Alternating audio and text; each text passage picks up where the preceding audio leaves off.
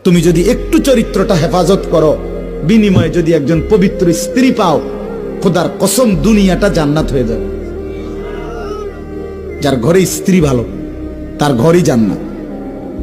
আর যার বেড়ি খারাপ, যার বউ অসৎ, চরিত্রহীন, বেপর্দা, বেহায়া, যে বেড়ি নিজের স্বামীরে নিজের শরীর রূপ যৌবন দেখানোর চাইতে রাস্তায় দেখানোটাকে বেশি পছন্দ করে, খোদার কসম তার ঘর জাহান্নামের টুকরা, জাহান্নামের টুকরা, জাহান্নামের টুকরা।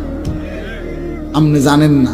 হ্যাঁ দোস্ত, মানুষের বেডি মোবাইলে সাউন আর ঘরে বেডি আনন এক কথা না। মনে রাখবা, আমার কথা মনে রাখবা। আমার নাম আনিসুর রহমান। বন্ধুর কথা মনে রাখো, ও চিরেই টের পাইবা। চরিত্র যারা নষ্ট করছ, নারী যারা অহরহ দেখছ, উলঙ্গ ছবি, জিনা, ব্যভিচারের দৃশ্য, অবৈধ